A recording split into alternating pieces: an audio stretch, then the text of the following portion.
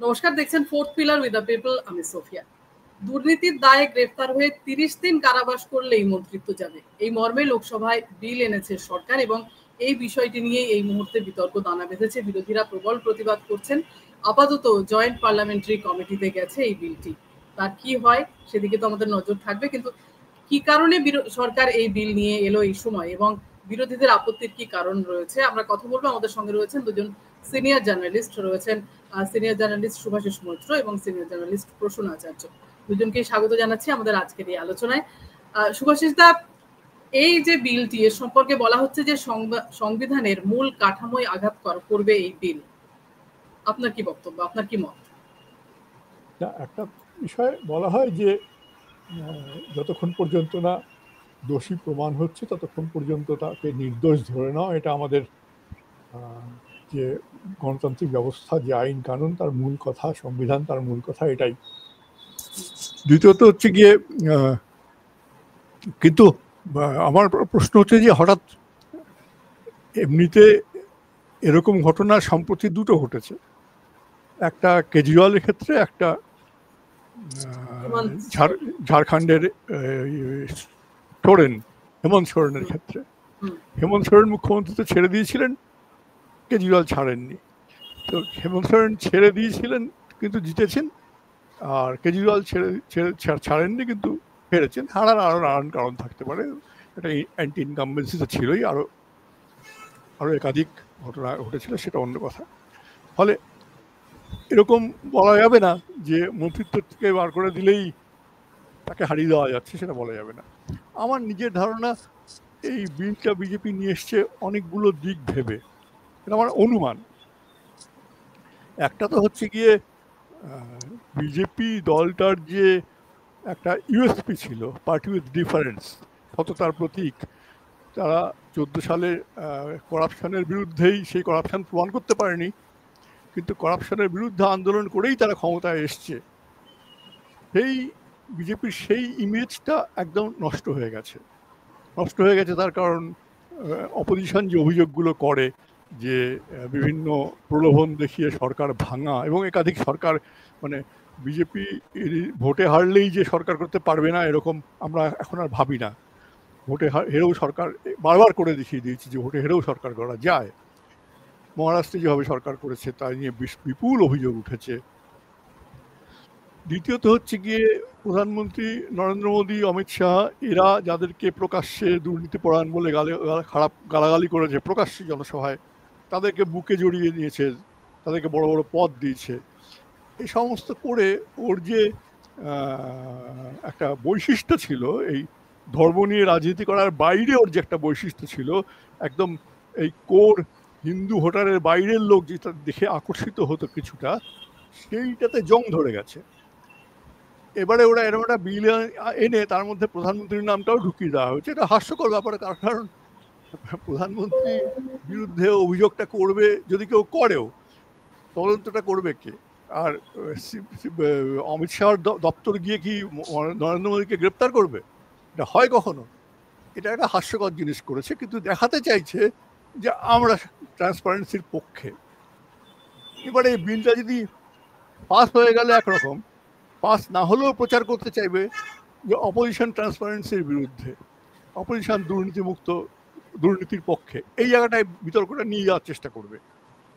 কারণ দুটো হাউস মিলে কোথাওই 2/3 মেজরিটি নেই। এটা একটা সংবিধান সংশোধনের প্রশ্ন আছে এখানে। দুটো হাউসে কোথাওই 2/3 মেজরিটি নেই।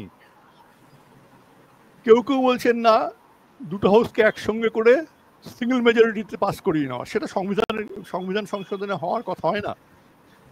কিন্তু একটা মত হচ্ছে গিয়ে 370 যেভাবে করা হয়েছিল, যে একটা রেজলিউশন করে প্রেসিডেন্টকে দিয়ে প্রোক্লামেশন ঘোষণা করা, একটা, আমি জানি না এটা খুব সংবিধানের জটিল ব্যাপার। আরেকটা হতে পারে অর্ডিন্যান্স জারি করা। এটা যদি করতে পারে,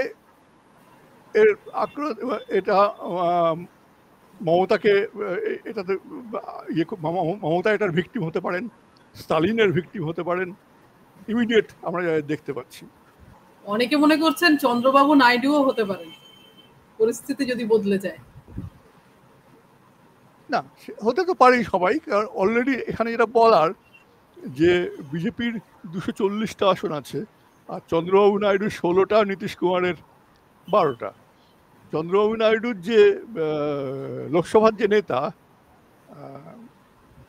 নাইডু, এর নামটা মনে পড়ছে না আমার, তিনি তো কালকে মানে তিনি এটা নিয়ে প্রশ্ন তুলেছেন। তো তিনি বলেছেন যে এমনি বিল হিসেবে ঠিক আছে, কিন্তু এটার মিসইউজ যাতে না হয় সেটা দেখতে হবে। ওদিকে কেসি ত্যাগী জেএনইউ এর সেও একই কথা বলেছে, অর্থাৎ এই যে অপব্যবহার ইত্যাদি যে আশঙ্কাগুলো অপোজিশন করছে, সেই আশঙ্কাগুলো তো এই দুটো দলও করছে, যে দুটো দল হচ্ছে এই সরকারের প্রাণভোমরা বলা যায়। ফলে আমার ধারণা আরও একটা কারণ হতে পারে যে বিজেপির যেভাবে পলিটিক্সটা করে সেটা হচ্ছে যে আমি এজেন্ডা ফিক্স করব, সবাই সেটার পেছন পেছন চলবে। সম্প্রতি অপোজিশন এজেন্ডা ফিক্স করছে, বিজেপিকে রিয়াক্ট করতে হচ্ছে। সেটা রাহুল গান্ধীর 7 তারিখের পাওয়ার পয়েন্ট প্রেজেন্টেশনই বলো, সেটা বিহারের যাত্রাই বলো, এটা ঘটনা যে অপোজিশন এজেন্ডা ফিক্স করছে। এটা অপোজিশন কতদিন ধরে থাকতে পারবে কিনা সেটা আলাদা কথা। যেমন ইলেকট্রাল বন্ডের ক্ষেত্রে অপোজিশন এজেন্ডা ফিক্স করেছিল এবং তার থেকে বেনিফিটেড হয়েও ছিল কিছুটা। এইটা করার ফলে এই চোখ সরানো আর কি, শহুরে মধ্যবিত্ত চোখটা সরানো, অন্যদিকে ইস্যুটাকে ঘোরানো, এটাকে ওরা হেডলাইন ম্যানেজমেন্ট বলে, কেউ কেউ যাই বলুক না কেন, এটাও একটা উদ্দেশ্য হতে পারে। কিন্তু বিজেপি যে দুর্নীতি নিয়ে চিন্তিত তার কোনো প্রমাণ কোথাও নেই। তার কারণ হচ্ছে গিয়ে কর্ণাটকা যে ওরা ইলেকশন হেরে গেল, তার একটা কারণ ছিল কংগ্রেসের ক্যাম্পেইন ছিল 40% গভর্নমেন্ট, ইয়েদিউরাপ্পা গভর্নমেন্ট সম্পর্কে। একজন ঠিকাদার সুইসাইড করে নোট লিখে গিয়েছিল যে 40% না দিলে কোনো কাজ করা যায় না, এখানে কাজ করা যাচ্ছে না। তারপরে ঠিকাদার অ্যাসোসিয়েশন মিডিয়াতে এসে ওপেনলি বলেছে যে 40% কমিশন দিতে হয়। কেউ তো তাদের গ্রেপ্তার করেনি, 1 নম্বর। 2 নম্বর, যে পঞ্চায়েত মন্ত্রীর নাম করে ও সুইসাইড করেছিল তার বিরুদ্ধে কোনো তদন্তও হয়নি। আর তদন্ত যারা করছেন তাদেরকে তো তদন্ত তারা নিজেরা তো করছেন না, তারা যে একটা দপ্তরের অধীন তাদের দিয়ে করানো হচ্ছে, তার 99 ভাগের কোনো ফল নেই। ফলে আমি কাউকে এটা ধরে রাখলাম, তার শেষ মুখ্যমন্ত্রী থাকলো না, আমি জিতে এলাম, এটা সর্বত্র যে হবে না সেটা হেমন্ত সোরেনকে দিয়ে দেখা যায়, কোথাও কোথাও হতেও পারে, সেটা আলাদা কথা, সর্বত্র হবে না। কিন্তু আমার ধারণা বিজেপি একটা মানে অনেকগুলো দিক ভেবে এটা করেছে। এবং মজা হচ্ছে যে এই বিল যে আসছে সেটা টিডিপিও জানতো না, জেডিও জানতো না। তারা এটা প্রকাশ্যে তারা বলেছে। আমি আজকে হিন্দুতে দেখলাম দুজনেই রিয়াক্ট করেছে যে আমরা জানতামই না একটা বিল আসছে।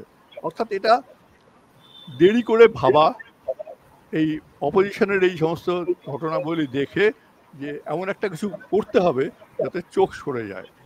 আপাতত আমি এটুকুই বলছি। প্রসূনদা, সরকারের উদ্দেশ্য বিরোধিতার কারণ এবং এই সময়টা কেন, এই সময় এই বিলটা আনার পেছনে কি কারণ? আমার যেটা মনে হচ্ছে যে বিহারে এসআইআর করতে গিয়ে যে গন্ডগোলটা করেছে বিজেপি এবং সেটা ধরা পড়ে গেছে, এখন বিহারে যা ভোটের টেম্পো, সেই টেম্পোতে 50-50 শুধু চান্স না, বিরোধীদের জেতার চান্স অন্তত 55%, আর ইন্ডিয়া জেতার চান্স 45%, ক্রমশ কমছে। তেজস্বীর বিরুদ্ধে কিন্তু দুর্নীতি মামলা চলছে, তেজস্বীর বিরুদ্ধে কিন্তু মামলা হয়ে আছে। এইবার এইরকম যদি একটা বিল, এর আগে ওরা লালু যাদব যখন জেল কেটেছিল তখন একটা আলাদা ইস্যু ছিল, যদি মুখ্যমন্ত্রী তো ছেড়ে দিয়ে জেলে যেতেই হয়। আমরা সকলেই জানি বিষয়টা এমন যে লালু প্রসাদকেও পর্যন্ত মুখ্যমন্ত্রী তো ছেড়ে রাবড়িকে বসিয়ে জেলে যেতে হয়েছিল, জয়ললিতাকে জেলে যেতে হয়েছিল, শশীকলাকে বসিয়ে। ফুল কনভিকশন কিন্তু কোনোটাই তখন হয়েছিল না, কনভিকশন অনেক পরে হয়েছে। এনিওয়ে, তেজস্বীকে ভয় পাচ্ছে 1 নম্বর। 2 নম্বর, সবাই জানে যে প্রাইম মিনিস্টারের নামটা জুড়ে দেওয়া একটা জাস্ট ঘটনা মাত্র, এই কারণে যে প্রাইম মিনিস্টারের এই ডিপার্টমেন্টের সিবিআই প্রাইম মিনিস্টারের অধীনে, আর ইডি বা অন্যগুলো অমিত শাহর অধীনে। তারা কখনোই নরেন্দ্র মোদী বা কাউকে করবে না, এটা লোকের চোখে ধুলে দেওয়া। ঠিক যেভাবে 15 লক্ষ টাকা, ঠিক যেভাবে নোটবন্দি, জিএসটি পর পর করে মানুষকে বোকা বানিয়েছে এবং অন্ধভক্তরা বোকা বনেছে, সেই একই জিনিস এই ক্ষেত্রেও করা হচ্ছে। এইবার লক্ষ্যটা কি? লক্ষ্যটা হচ্ছে বিরোধী পার্টির সকলে ভয় থাকবে, উল্টো দিক থেকে হেমন্ত সোরেনের মতো লোক যারা লড়ে জিতে আসবে তারা একরকম, কিন্তু হেমন্ত বিশ্ব শর্মা সে তো দুর্নীতির মানে পাখে নিমজ্জিত, তাকে সবচেয়ে দুর্নীতিগ্রস্ত বলেছিল অমিত শাহ, এবং সে সারদা কাণ্ডে যুক্ত, সে মার্ডার কেসে যুক্ত, সে অন্যান্য কেসে যুক্ত, এতগুলো তার বিরুদ্ধে অভিযোগ রয়েছে, অথচ সে বসে আছে। শরদ পাওয়ারের ভাই অজিত পাওয়ার সে বসে আছে। অর্থাৎ দুরকম জিনিসই হলো। এই শুভেন্দু অধিকারীর বিরুদ্ধে মামলা ওঠে না কেন বলুন তো? মামলা ওঠে না তখনই আমরা বলা হয় যে বাকি যারা তোয়ালে মুড়িয়ে নিচ্ছিল ববি হাকিম তাদের বিরুদ্ধে উঠছে না, কারণ আমার প্রশ্ন যে শুভেন্দু অধিকারীর বিরুদ্ধে ওঠে না কারণ হাইকোর্ট থেকে পায় কি করে, এবং বলে ওটা আমাকে ফাঁসানো হয়েছিল। আসলে বিজেপি যদি এইরকম একটা কোনো আইন কোনোভাবে পাস করিয়ে নিতে পারে তাহলে তার মানে দুদিকে ধার থাকবে। এক হচ্ছে অপোজিশনের যে লিডারশিপ রয়েছে তাদের কোনোভাবে ফলস মামলায় জেলে ভরে দিয়ে তাদেরকে ফাঁসানো, এবং এখন তার মিডিয়া ড্রাম পেটানোর জন্য বসেই আছে, সেই ক্ষেত্রে তাকে দুর্নীতিগ্রস্ত প্রমাণ করা। উল্টো দিক থেকে আর একটা ঘটনা, তাদের দলের যারা চলে আসছে, তাদের দিকে যারা চলে আসছে তাদেরকেও বুঝিয়ে রাখা যে তোমাকেও আমি দুম করে ফাঁসিয়ে জেলে ভরে মন্ত্রিত্ব থেকে তাড়িয়ে দিতে পারি। অমিত শাহ অত্যন্ত সুকৌশলে এটা নিয়েছে, সবাই জানে যে নরেন্দ্র মোদীর বিরুদ্ধে এটা নেওয়া হবে না, কিন্তু দেখুন কাল থেকেই মেন স্ট্রিম মিডিয়া এবং বিজেপি ইউটিউবাররা এটা নিয়ে এমন করতে শুরু করছে যে মাইলস্টোন একটা আইন আনতে চলেছে। তো এটা একেবারেই নয়, সেটা আমাদের সকলের কাছেই অত্যন্ত পরিষ্কার। আমি এই পর্যন্ত বলছি, আমি জাস্ট একটুখানি আমার একটু কাজ আছে, আমি আবার এক্ষুনি ফিরে আসছি, আপনারা আলোচনা চালান, আমি আসছি। সুভাষিস দা, অনেকেই আপনিও যে কথা বললেন আপনার কথাতেও এলো, এজেন্সির রাজনীতিকরণ আরো বেশি হয়ে যাবে এরকমই অনেকেই মনে করছেন, এবং সত্যি তো সেরকম ধরনের পরিস্থিতি তৈরি হচ্ছে যে আমরা যেমন জানি যে রাহুল গান্ধীর সাংসদ পদ যেভাবে নিম্ন আদালতের একটা রায়ের ভিত্তিতে তড়িঘড়ি কেড়ে নেওয়া হয়েছিল, এই ধরনের পরিস্থিতি তো হতেই পারে, আরো বাড়বে এরকম আশঙ্কা থাকছে। আমার ধারণা এটা না, এখানে একটা সেফগার্ড হচ্ছে গিয়ে আমাদের শীর্ষ আদালতে গিয়ে বিচার চাওয়া, যেটা রাহুল গান্ধীকে পৃথিবীর অনেক দেশ আছে যেখানে সরকারের ক্ষমতায় যারা থাকে তারা সম্ভাবনাময় বিরোধী নেতাদের জেলে ভরে রেখে দেয়। এখনো বহু দেশে আছে, রাশিয়াতে তো কিছুদিন আগে মারাই গেলেন বিরোধী নেতা। পৃথিবীর বহু দেশে এটা করা হয়। গণতন্ত্রের একটা দুর্বলতা হলো যে গণতন্ত্র বিরোধীরা তার মধ্যে দিয়েই ক্ষমতায় আসে। তো এটা আমার কথা না, এটা গোয়েবলসের কথা।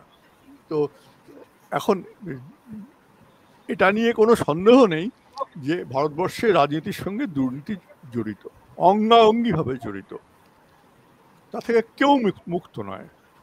এটা নিয়ে যারা নিয়মিত গবেষণা করে বা কাজ করে, যেমন এডিআর, আমি আজকেই এডিআর এর রিপোর্ট দেখছিলাম, পশ্চিমবঙ্গ মুক্ত নয়, কিন্তু আমি বিজেপি শাসিত রাজ্যগুলোর মধ্যে বলছি, গুজরাটে দেখছিলাম যে যারা জিতেছে 122 না 23 বোধ হয় ওদের মানে ছোট বিধানসভা, তার মধ্যে 40 জন আছে যারা সিরিয়াস ক্রাইম করেছে, শাস্তি হয়নি, মামলা চলছে।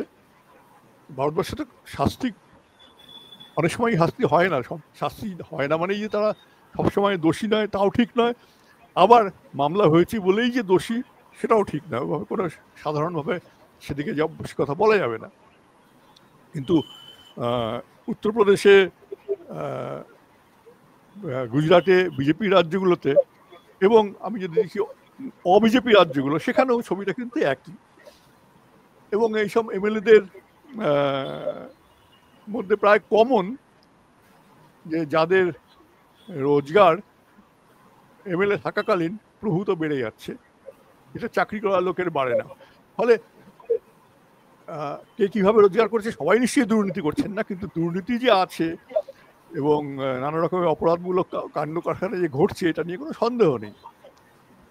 বিজেপির যে এটার বিরুদ্ধে এমনও কোনো প্রমাণ নেই, বরং বিজেপি এটাই প্রমাণ করেছে গত 11 বছরে যে যত এই সিবিআই এবং ইডির এই করাপশন নিয়ে যত মামলা হয়েছে তার 80% বেশি হচ্ছে গিয়ে, আমার ধরুন আরো বেশি হবে, অপোজিশনের লোক, নেতা নেত্রী বা অপোজিশনের সঙ্গে যুক্ত লোকজনদের সম্পর্কে।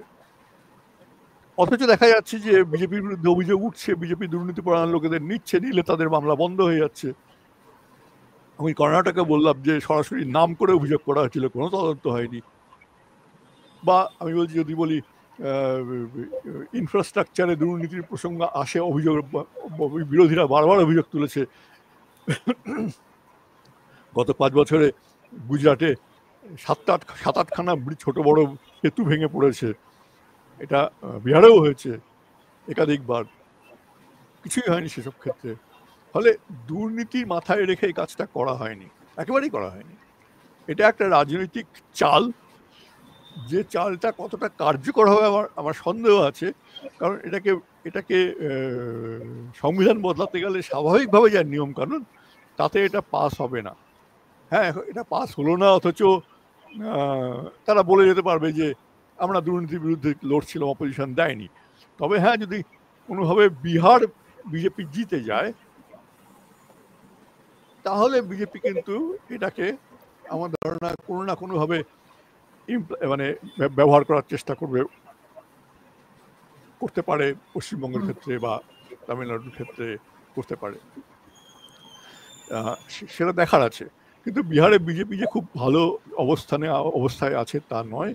তার কারণ এই যে এটা দেখার আছে কোন দিকে যায়। এই যে 65 লক্ষ লোকের নাম বাদ দিয়েছে, সেটাকে যেভাবে সেটা নিয়ে যেভাবে নীরবতা পালনটাকেই নিয়ম বলে চালানোর চেষ্টা হয়েছিল, সেটাতে বিরোধীদের একটা বিরাট জয় হয়েছে। যে সুপ্রিম কোর্ট দুটো জিনিস বলেছে, যে ট্রান্সপারেন্সি আনতে হবে, নাম প্রকাশ করতে হবে, আধার কার্ড নিতে হবে যাদের নাম কাটাকাছিতে অ্যাপ্লাই করে।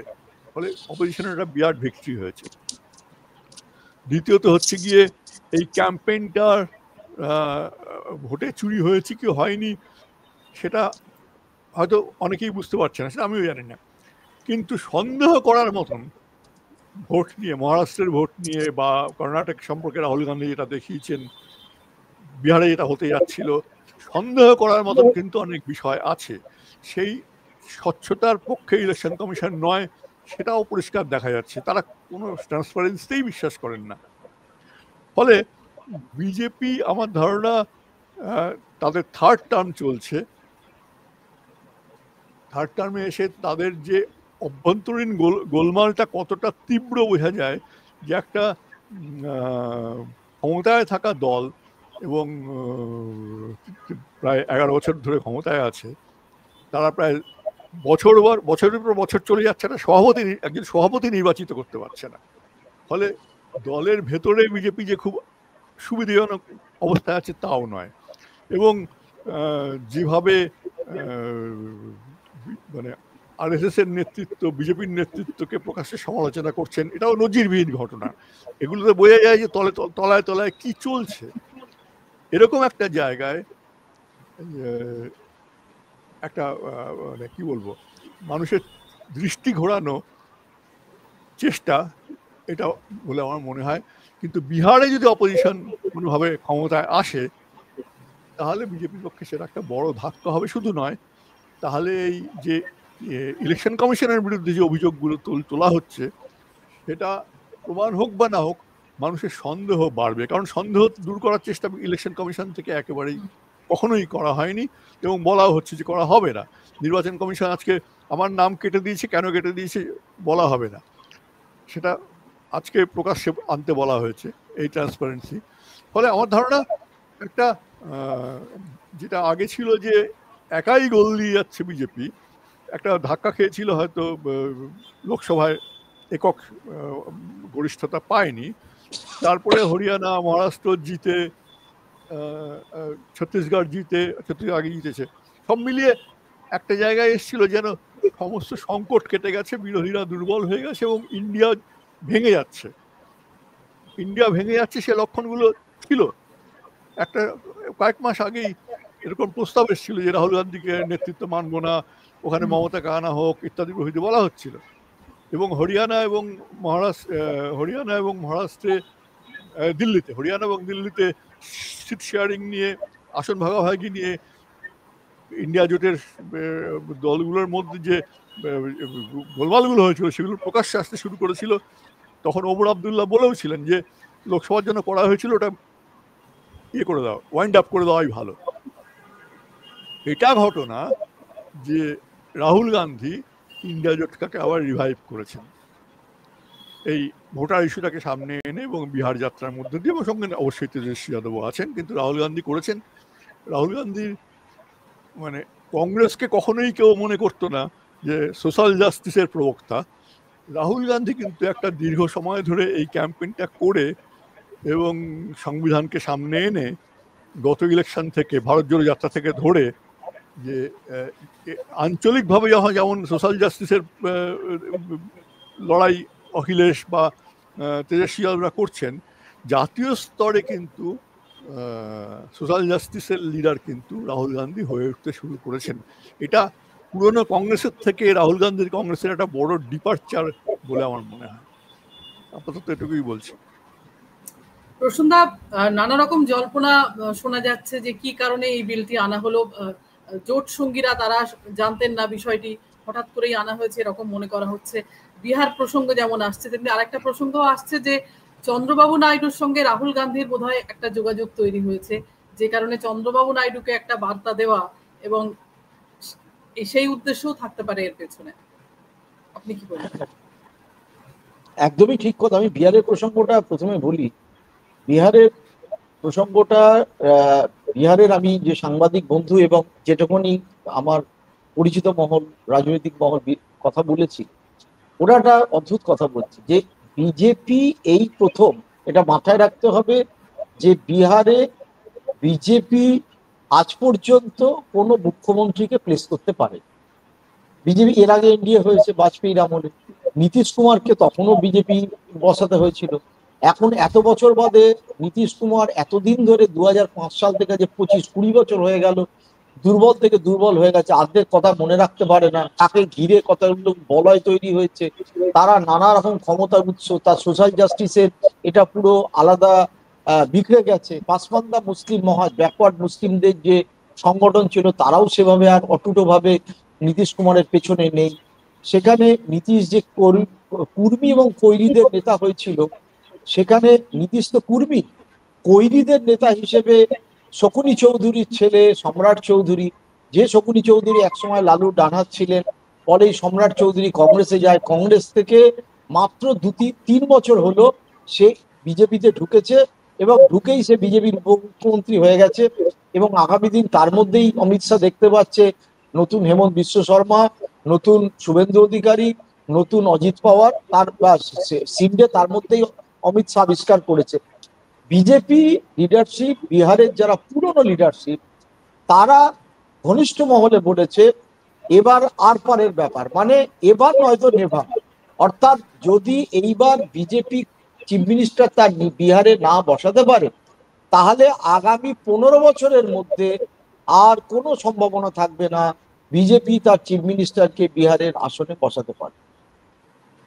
এটাই হচ্ছে মূল কথা। এবং বিজেপি তাহলে যদি না বসাতে পারে, তাহলে কি হবে? নীতিশ কুমার না হলে ওদিক দিয়ে রামবিলাস পাসওয়ানের ছেলে কি করবে, কার সাথে কার সমঝোতা হবে, কেউ কিচ্ছু জানে না। সুতরাং তাহলে প্রথম টার্গেটটা করো তেজস্বী, কারণ তেজস্বী একাধিক মামলায় ইতিমধ্যে অভিযুক্ত। রাহুল গান্ধীর ব্যাপারে তারা অত ভাবিত নয়, এবং লালু যাদবকে যেহেতু কনভিক্টেড এবং কনভিক্টেড হয়ে সাজাপ্রাপ্ত রাহুল, সুতরাং তার ব্যাপারে বলার কিছু নেই। তার সময় জঙ্গলরাজ ছিল, তিনি যতই সোশ্যাল জাস্টিসের কথা বলুন বা রেলের মন্ত্রী থাকাকালীন বিহারের উন্নয়নের কথা বলুন, তার গায়ে কিন্তু একটা স্টিগমা পড়ে গেছে, তিনি দুর্নীতিগ্রস্ত। তার ছেলে তেজস্বীর বিরুদ্ধেও একাধিকবার এনকোয়ারি হয়েছে, যে কারণে আপনাদের মনে থাকবে নীতিশ কুমার যখন মন্ত্রিত্ব ছেড়েছিল, তখন কিন্তু তেজস্বীর বিরুদ্ধে যে মূল অভিযোগ, সেই অভিযোগকে কেন্দ্র করে ওখানে শপিং মল হচ্ছিল পাটনা সংলগ্ন, সেই শপিং মলে টাকা পয়সা ইত্যাদি নিয়ে একটা বড় অভিযোগ তেজস্বীর বিরুদ্ধে ছিল। সুতরাং প্রাথমিকভাবে এটা এমন করে প্রজেক্ট হচ্ছে যে দেখো নরেন্দ্র মোদী দুর্নীতিগ্রস্ত হয়, তাকে তো আমাদের রাষ্ট্রপতি সরিয়ে দেবে। কিন্তু এইটা প্রাথমিকভাবে মনে হলো তাদের প্রাইমারি টার্গেট হচ্ছে তেজস্বী। এখানে 1। 2 নম্বর হচ্ছে, আমরা এটা দেখেছি যে বিজেপির পূর্ণ কেউ বন্ধু হয় না, কেউ শত্রু হয় না। এখন চন্দ্রবাবু নাইডুর সাথে তাদের সম্পর্ক আছে, কিন্তু এই চন্দ্রবাবু নাইডুকে তার আগে জগন জেল খাটিয়েছিল। এবং সেদিনকে আমি দেখছিলাম জগনের একটা স্টেটমেন্ট, জগন হঠাৎ করেই সাংবাদিকদের হাসতে হাসতে বলছে যে আপনারা আমাকে সব কথা জিজ্ঞেস করছেন কেন, ইদানিং হটলাইনে রাহুল গান্ধীর সাথে চন্দ্রবাবু নাইডুর রেগুলার যোগাযোগ আছে, নিয়মিত কথা হয়, সেই ব্যাপারে কেন কোনো খোঁজ করছেন না। অর্থাৎ রাহুল গান্ধীর সাথে কথা হোক বা না হোক, জগনের মতো একজন এই কথাটা ভাসিয়ে দেওয়ার অর্থই হচ্ছে চন্দ্রবাবু নাইডুর কাছে কোনো দোষ ত্রুটি বলে কিছুই যায় আসে না, ক্ষমতায় থাকতে যায়। আমার চোখের সামনে দেখা 2008 সালে যখন পরমাণু চুক্তিকে কেন্দ্র করে ফেলে দেওয়া হবে ইউপিএ সরকার, ইউপিএ 1 মনমোহন সিং, এই চন্দ্রবাবু নাইডু, ইয়ারানা নাইডু এরা প্রকাশ কারাতের সাথে বর্ধন সাহেবের সাথে মিটিং করছিল কি করে ফেলে দেওয়া যায় ইউপিএ 1 গভর্নমেন্ট। আবার চন্দ্রবাবু আজই এখানে কালকে সেখানে, ওর বিশাল ব্যবসা করে। ও বলেইছে যে কখন কোন দলে থাকবো তার কোনো ঠিকানা নেই। সুতরাং চন্দ্রবাবুকে এখানে একটা ধাক্কা মারা এবং সবক শিখিয়ে দেওয়া। সবচেয়ে বড় যেটা চ্যালেঞ্জিং হয়ে দাঁড়িয়েছে, বিহারের এই এসআইআরটা বিজেপি লিডারশিপ ভাবতে পারেনি কি সাংঘাতিক হতে চলেছে সারা দেশের ক্ষেত্রে। এবং বিহারের পরে আরো যে রাজ্যগুলোর ইলেকশন আছে আগামী বছরে, সেটা পশ্চিমবঙ্গ আছে, আসাম আছে, তামিলনাড়ু আছে। তার মধ্যে আসামে বিজেপির অবস্থা কিন্তু খুব ভালো নয়, তারা জিতবেই বলা যায় না। আমি আসামের যারা সাংবাদিকের সাথে এবং যারা পলিটিক্যাল পার্টির নিচের লেভেলে কাজ করেন তাদের সাথে কথা বলে আমার প্রাথমিকভাবে মনে হয়েছে, তারা বলছিলেন আসামে যদি 60টা সিটে হিমন্ত বিশ্ব শর্মা এগিয়ে থাকে, তাহলে 50টা সিটে কংগ্রেস এগিয়ে আছে। এবং এইখানে একটা জিনিস চলছে আজকের খবর, আমি মানে এটা বলছি যে হেমন্ত বিশ্ব শর্মা বলেছেন যে আধার কার্ড যারা পূর্ণবয়স্ক তাদের স্টপ করে দেওয়া হলো। অর্থাৎ ভয়ঙ্কর একটা বিভাজনের রাজনীতি করছে হেমন্ত বিশ্ব শর্মা, বন্দুক তুলে দিয়েছে, তিনিও স্বস্তিতে নেই।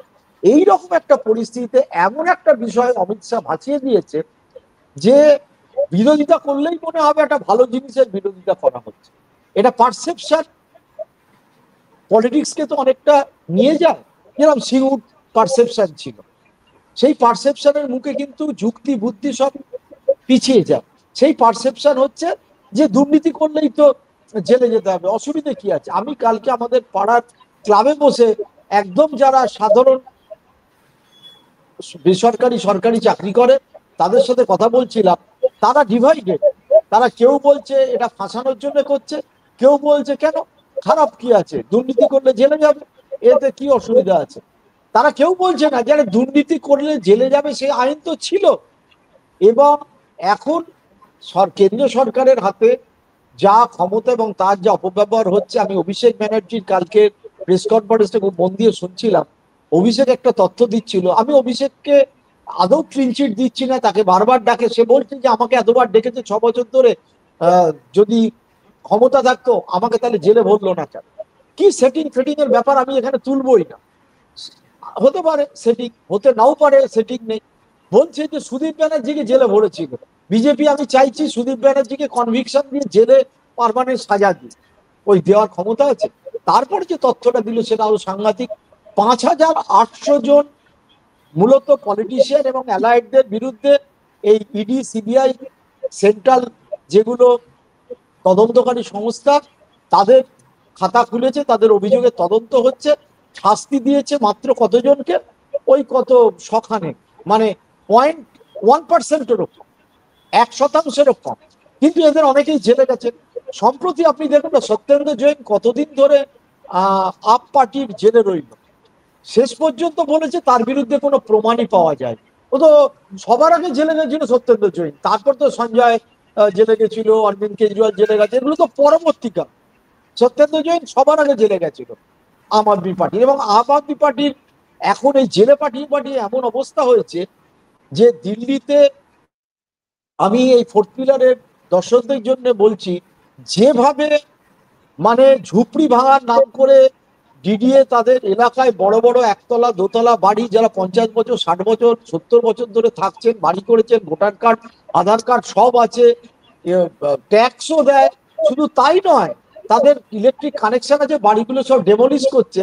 আমি দিল্লির সাংবাদিকদের জিজ্ঞেস করছিলাম যে অরবিন্দ কেজরিওয়ালের ক্ষমতা নেই, রাহুল গান্ধী দেখলাম 2-4 জায়গায় গেছে, বললো দিল্লিতে এই এমন মরাল ভেঙে দিয়েছে যে আম আদমি পার্টির লোক মানেই তারা চোর। মানে এদের 4-5 জন টপ লিডারকে এমন করে জেলে পাঠিয়ে দিয়েছে যে আম আদমি পার্টি মানে একটা চোরের পার্টি। এটা বিজেপি নোশানাল একটা এর সৃষ্টি করেছে, ঠিক যেভাবে 2011 সালে বিনোদ রায়কে দিয়ে স্ক্যাগ রিপোর্ট একটা নোশনাল একটা পারসেপশন তৈরি করেছিল যে 2 লক্ষ কোটি টাকা দুর্নীতি করেছে ইউপিএ সরকার, এবং সেইটা আর আটকানো গেল না। সেইটা একসাথে আন্না হাজারে, অরবিন্দ কেজরিওয়াল, তার সাথে কিরণ বেদি সবাই মিলে এমন একটা ইন্ডিয়া এগেইনস্ট করাপশন মুভমেন্ট তৈরি হলো, ইউপিএ হেরে গেল। এইটা বিজেপি খুব স্ট্র্যাটেজিক্যালি পারে, তারা নানা এজেন্সিকে কাজে লাগাচ্ছে। কেউ তো প্রশ্ন করছে না যে আদানির হাতে কি করে একরের পর একর জমি আসামে তুলে দেওয়া হচ্ছে এবং বাড়ি ভেঙে দেওয়া হচ্ছে। সেদিন জাস্ট কোর্টে দেখলাম, তাও হাইকোর্টে, আমার ধারণা এটা সুপ্রিম কোর্ট বা ডিভিশন বেঞ্চে গেলে বেঁচে যাবে। মূল সমস্যা থেকে ইতিমধ্যেই মানুষের দৃষ্টি ঘোরানো শুরু হয়ে গেছে, এবং বিহারের খুব সুকৌশল। মমতা ব্যানার্জির বিরুদ্ধে সরাসরি কোনো অভিযোগ নেই, কিন্তু মমতা ব্যানার্জি জানেন অভিযোগ আনতে বেশিক্ষণ সময় লাগে না। স্ট্যালিনের বিরুদ্ধে অভিযোগ আছে, অভিযোগ নেই বিরোধী নেতা এরকম কেউ নেই। অর্থাৎ এইটা সবাই তো রাহুল গান্ধী না, রাহুল গান্ধী কোনো স্টেক নেই। রাহুল গান্ধী নরেন্দ্র মোদীর পরে দেশের নেতাকে আপনি ভোট পোল করুন, সবাই বলে রাহুল গান্ধী ফার্স্ট ফ্যামিলি। তার তার ঠাকুমা, তার বাবা প্রধানমন্ত্রী ছিল, তার ঠাকুমা প্রধানমন্ত্রী, তার দাদু প্রধানমন্ত্রী ছিল। সুতরাং পেডিগ্রিতে সবার মতো এগিয়ে সে প্রধানমন্ত্রী হলো কি হলো না কিছু যায় আসে না। বাদ বাকিরা তো ওই গদিটায় বসতে চায়। সেই গদিটায় বসতে চাইলে বিজেপির হাতে যদি এইরকম কোনো কালাকানুন থেকে থাকে, এবং আমি তো বারবার বলছি যে আমরা একটা প্রাথমিক লড়াই আরএসএস সাথে নরেন্দ্র মোদীর চলছে যে কে পাওয়ারফুল। নরেন্দ্র মোদী তো 5 বছর বাদে 80 বছর হয়ে যাবে। এই 5 বছরে যদি ও নাও ছাড়ে, মোদী যেদিনকে ছেড়ে দেবে বিজেপির 5 থেকে 7% ভোট ঝপ করে পড়ে যাবে এবং হেরে যাবে। এটা আরএসএস বুঝতে পারছে। তো তার আগে এই দৃষ্টি ঘোরানোর জন্য এমন একটা আইন এনেছে, এবং মানে কিভাবে এটা পাস করাবে, কাকে ব্ল্যাকমেল করবে, কোন কানুনে করাবে, সেটা কিন্তু আমরা কেউ জানি না। এসআইআর দেখছেন, আমরা তো ভাবতেও পারিনি। ছোটবেলা থেকে শুনতাম কাশ্মীরের 370 ধারা বাতিল করা যাবে না, সেটা যেরকম করে দেখালো। ঠিক সেইভাবে স্পেশাল ইন্টেন্সিভ রিভিশনের নামে যে নাগরিকত্বের সমীক্ষা চালাচ্ছে, ইলেকশন কমিশনের এখতিয়ার আছে, সে এখতিয়ার নেই, কিন্তু তারা সেটা করছে। এবং জ্ঞানেশ কুমার গুপ্তা, যিনি একেবারে নরেন্দ্র মোদীর মন্ত্রীর মানে তিনি একজন সেক্রেটারি হিসেবে কাজ করেছেন, তাকে পরিপূর্ণভাবে কাজে লাগাচ্ছে। সুতরাং কি করবে কেউ জানে না। সাধারণভাবে খেলার মাঠটা যদি ফুটবল হয়, তাহলে বিপক্ষ লাথি মারলো, পেনাল্টি পারলো, ফাউল করলো, আপনি বুঝতে পারেন। বিজেপি ওই ফুটবল খেলার মাঠটাকে বাস্কেটবলের মাঠ করেছে। সবাই ভাবছে আমি ফুটবল খেলছি, ওরা খেলছে বাস্কেটবল। এবং it is a fascist government, এটা নিয়ে আমার কোনো দ্বিমত নেই। ছলে বলে কৌশলে ক্ষমতায় থাকার জন্য, ঠিক শি জিনপিং যেভাবে বলে যতদিন বাঁচবো ক্ষমতায় থাকবো। শি জিনপিং তো এখন মোদীর সবচেয়ে ঘনিষ্ঠ বন্ধু। দেখুন 1 মাসের 2 মাসের মধ্যে চেঞ্জ হয়ে, তাই নিয়ে মেন স্ট্রিম মিডিয়া কোনো প্রশ্ন করছে। আমাদের মতো কিছু ছোট যারা ইউটিউব চালায়, তার মধ্যে আবার কোন ইউটিউবকে কবে কে বন্ধ করে দেবে কেউ জানে না, তারা একমাত্র প্রশ্ন করছে, আর তো কেউ প্রশ্ন করছে না। পুতিন বিরোধী দলের নেতাকে জেলে ভরে রেখে দিয়েছে। ওখানেও তো রাশিয়ায় তো ইলেকশন করে। পুতিন যতদিন বাঁচবে ততদিন ক্ষমতায় থাকবে। তো তার বন্ধু নরেন্দ্র মোদী আর অমিত শাহ পাইপ বিক্রি করা একজন, আর একজন শিক্ষাগত যোগ্যতা জালিয়াতি করেছে, প্রায় প্রমাণিত, কারণ তিনি কোর্টে দিনের পর দিন দেখতে দিচ্ছেন না। তো তারা যা যা করার দরকার তাই করছে। সুতরাং এইটা যেভাবে অন্ধকারে লেগে প্রেস করলো, অত্যন্ত কৌশলী, অত্যন্ত ডিজাইন, এবং এসআইআর করা হচ্ছে একইভাবে। এবং আমি প্রাথমিকভাবে যেটুকানি খবর নিয়েছি, ওয়েস্ট বেঙ্গলে যদি এসআইআর এর সূচনা হয়, অর্থাৎ এসআইআর করা হচ্ছে কারা, ভারতের যারা নাগরিক তাদেরই ভোটাধিকার আছে, যেটা সংবিধান স্বীকৃত। আর তাহলে নাগরিকের প্রমাণপত্র না চাইলেও ওটাই জোগাড় করতে হবে। পশ্চিমবঙ্গে প্রায় 1 কোটি মানুষ অ্যাটেস্টেড হয়ে যাবে, যেটা বিহারে 1,10,00,000 মানুষ। আদৌ তাদের নাম থাকবে কি থাকবে না, কারণ হচ্ছে ডাউট কেস। ওই বিএলওরা করে রয়েছে 50 লাখ, আর 65 লাখকে বাদ দিয়েছে, বলছে 22 লাখ নাকি মরে গেছে। তো এই রকম নানা রকম প্রকরণ বিজেপি মাথা খাটিয়ে বার করছে। তার মধ্যে এটাও একটা প্রকরণ, যাতে নিশ্চিন্তে আগামী 20 বছর 30 বছর এই নরেন্দ্র মোদী বা অমিত শাহ মরে গেলে জয় শাহ, নরেন্দ্র মোদীর ভাইরা তো রেশন দোকানের ব্যবসা করে, ওখানে রেশন দোকানের ইউনিয়ন করে নরেন্দ্র মোদীর এক ভাই, আর অন্য ভাইরা করে, তারা বুড়ো হয়ে গেছে, ওরা পারবে না, তারা যাতে ক্ষমতায় নিশ্চিন্তে থাকতে পারে। এখন ভারতের সাধারণ জনগণ তারা বলতে দ্বিধা নেই, রাহুল গান্ধীর মধ্যে কিছু একটা পেয়েছে। এই সুভাষিস দা যেটা বলছিলেন সোশ্যাল জাস্টিস, এখন আম্বেদকর, এই আম্বেদকরের মূর্তি নিয়ে যারা করতো, মায়াবতী সে কিন্তু এখন নেই, আপনি গায়েব হয়ে গেছে মায়াবতী, কারণ সে দুর্নীতির জালে জড়িত, এমন ভাবে বিজেপি তাকে কুইজ করে রেখেছে, মায়াবতী উঠতেও পারছে না। তো ভারতের সাধারণ জনগণ একমাত্র ভরসা। তবে ভারতের জনগণ শেষ পর্যন্ত এই ফ্যাসিস্টিক ব্যাপারটা কতটা বুঝবে, মানে ধর্মীয় ফ্যাসিস্ট, সেটা নিয়ে আমি এখনো আমার সন্দেহ আছে। তবে লড়াই কিন্তু সাংঘাতিকভাবে শুরু হয়েছে দেশ জুড়ে। এই লড়াইয়ে দুটো পক্ষ, এক পক্ষে আমার, আপনার, সফিয়া আপনার বা সুভাষিস দা, আমরা যারা মুক্ত চিন্তার সাংবাদিক তারা, আর একদিকে যারা দালাল সাংবাদিক, দালাল ইউটিউবার তারা। একদিকে নরেন্দ্র মোদী, অমিত শাহ এবং তার সাঙ্গপাঙ্গ টোটাল জুটে যাওয়া আমলাতন্ত্র তারা, অন্য দিক থেকে রাহুল গান্ধী আর কিছু নিরপেক্ষ আমলাতন্ত্র। আমি এই জুটে যাওয়া পলিটিশিয়ানদের মধ্যে মমতা ব্যানার্জিকে ওই চন্দ্রবাবু নাইডুর জায়গাতেই রাখি, কারণ তিনি আরএসএস এর সাথে খুশি করতে এখানে মন্দির করেন, আবার এখন দুর্গাঙ্গন, কি হবে না হবে বলা যায় না। এদের বিরুদ্ধে এত রকম মামলা রয়েছে, কার সাথে কখন কি অ্যাডজাস্টমেন্ট হবে তাও বলা যায় না। আমরা ধনকারের সময় দেখেছিলাম তৃণমূল হঠাৎ করেই ধনকারকে সাপোর্ট মেরে দিল। সুতরাং অভিষেক ব্যানার্জি বলেছেন ঠিক, কিন্তু কি করবেন সেটা পর্যন্ত করা এবং বলা এই পলিটিক্যাল পার্টিগুলোর একটা দুস্তর ব্যবধান থেকে যায়। আমরা এটা লক্ষ্য করেছিলাম, সেই ব্যবধান শেষ পর্যন্ত কতটা ঘোচে, সবাই ইউনাইটেড থাকতে পারে কিনা শেষ পর্যন্ত, এই দিকে আমাদের নজর রাখতে হবে। আমি এইটুখানি বলতে পারি। সুভাষিস দা, প্রসন্নদার বক্তব্যের সূত্র ধরেই অনেকে আবার এরকমও বলছেন যে সারা জীবন তো বিজেপি ক্ষমতায় থাকবে না, অন্য রাজনৈতিক দলও ক্ষমতায় আসবে, সেক্ষেত্রে এই আইনের অসুবিধা কি? সেক্ষেত্রে তো বিজেপিও এই আইনের আওতায় আসবে, সুতরাং আপত্তির কারণ কি? যুক্তিতে তো কোনো ভুল নেই। প্রথমত দোষ প্রমাণ হলে জেলে যাবে, এটা তো আইন। সুভাষিস দা, আপনি এটা একটু মুখের কাছে নিয়ে। প্রথমত দোষ প্রমাণ হলে জেলে যাবে, এই আইন তো আছেই। এটাকে নিয়ে এমন করে করা হচ্ছে যেন এতদিন পর্যন্ত দোষী প্রমাণ হলে কেউ জেলে যেত না।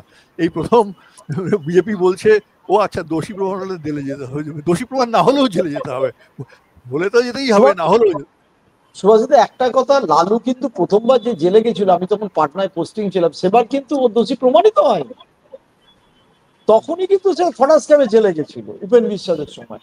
জয়ললিতাকে যে ব্যাঙ্গালোরে জেলে পাঠানো হলো, তামিলনাড়ু জেলে, ও তখনও কিন্তু দোষী প্রমাণিত হয়নি, ও শশীকলাকে বসিয়ে জেলে গেছিল। মানে প্রাথমিকভাবে অনুমোদনের পরে গভর্নর মনে করেন যে তাকে অ্যারেস্ট করা যায়।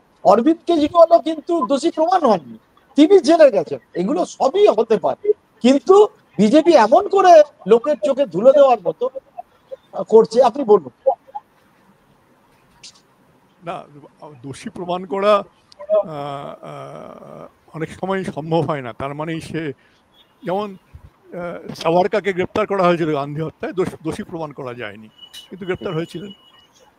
নরেন্দ্র মোদীর বিরুদ্ধে অভিযোগ উঠেছিল গুজরাট হিংসা নিয়ে, অভিযোগ হয়েছিল, উনি এনকোয়ারি কমিশনে হাজিরা দিতে হয়েছিল, কিন্তু নির্দোষ প্রমাণ হয়েছেন। ফলে অভিযোগ উঠতেই পারে, অভিযোগের ভিত্তিতে গ্রেপ্তারও অনেক সময় হয়, যেটা সত্যেন্দ্র জৈন যেটা বললো প্রসূন। এছাড়াও আরো অসংখ্য উদাহরণ দেওয়া যায় যাদের গ্রেপ্তার করার পরে দেখা যাচ্ছে তারা নির্দোষ। ফলে এই যে এক্ষেত্রে সুভাষিস দা, এই দুটোর মধ্যে পার্থক্য হচ্ছে ওই 30 দিনের সময়সীমা, তাতে ক্ষমতাচ্যুত করা, এটা একটা মানে মানে লোক দেখানো দুর্নীতি বিরোধী একটা অবস্থান বিজেপির কতটা সফল হবে দেখার আছে। কারণ বিজেপি এর আগে যে জিনিসগুলো আনার চেষ্টা করেছে বারবার করে, যেমন পহেলগাম যখন এই ঘটনা ঘটছে সেই সময় হঠাৎ কাস্ট সেন্সাসের কথা ঘোষণা করা হলো, তখন অভিযোগ উঠছিল স্বরাষ্ট্রমন্ত্রী দায়িত্ব নেবেন না কেন এরকম একটা ঘটনার। সে সময় কাস্ট সেন্সাস বলে একটা ঘুরিয়ে দেওয়ার চেষ্টা হয়েছিল। তো তো এইটারও এবং পহেলগামের ঘটনার সঙ্গে সঙ্গে নরেন্দ্র মোদী বিহারে গিয়ে হিন্দিতে এবং যেটা মানে প্রয়োজনীয় অংশে ইংরেজিতে বক্তৃতা দিলেন, সেই রেশ কিন্তু নেই। মানে পহেলগামের পরে যে অপারেশন সিন্দুর এবং তার জন্য ভারতীয় সেনার জন্য গর্ব করা ইত্যাদি প্রভৃতি আছে, কিন্তু বিজেপির যে ডিভিডেন্ড পুলওয়ামার ক্ষেত্রে পেয়েছিল সেটা কিন্তু এক্ষেত্রে দেখা যাচ্ছে না, সেটা এরপরে এসআইআরটা করতে গিয়ে বিজেপি নিজেই ওইটাকে ঢেকে গেছে। এসআইআর এবং তাই নিয়ে যে মুভমেন্টটা শুরু হয়েছে সব মিলে এটাই মূল ইস্যু হয়ে গেছে। ইস্যুটাকে ঘোরানোর জন্য আবার এটা করা হয়েছে, যেটা এই বিলটা, কিন্তু এই বিলটা দিয়ে সেটা কতদূর করা যাবে আগামী 10-12 দিন না গেলে এটা বোঝা যাবে না। কিন্তু এবং বিজেপি যেটা বলছে যে বিজেপি সততার কতটা পক্ষে হিসেবে আডবাণীর উদাহরণ দেওয়া হচ্ছে, যে আডবাণীর নাম যখন বেরিয়েছিল জৈন হাওলা কেসে, ওর জৈনের ডায়েরিতে নাম আডবাণীর নাম ছিল না, নাম ছিল LKA লেখা ছিল, বাকি সবার নামও ওরকম ইয়েতে অদ্যাক্ষরে লেখা ছিল। আডবাণী বলেছিলেন হ্যাঁ আমি টাকা নিয়েছি। পরে অরুণ জেটলি ওর হয়ে আদালতে বলেন যে টাকাটা উনি পার্টিতে দিয়েছেন এবং যখন নিয়েছেন তখন উনি এমপি ছিলেন না, আর পার্টির অ্যাকাউন্টসে তার এন্ট্রি আছে, তাতে উনি মুক্ত হয়ে যান। এবং উনি তখন বলেছিলেন যতদিন না আমি মুক্ত হো ততদিন আমি ইলেকশন লড়বো না। এই অবধি ঠিক আছে, কিন্তু প্রশ্নটা অন্য জায়গায় আছে। এখানে আদালত জিনিসটা ছেড়ে দিয়েছিল এবং অপোজিশনও ছেড়ে দিয়েছিল এই কারণে, কারণ অপোজিশনেরও অনেকের নাম ওখানে ছিল বলে সবাই মিলে এটা চেপে গিয়েছিল। ওই টাকাটা এসেছিল হাওলার মাধ্যমে বিদেশ থেকে, সে টাকাটা এমপি থাকাকালীন নিন আর এমপি না থাকাকালীন নিন বেআইনিভাবে গ্রহণ করা এক।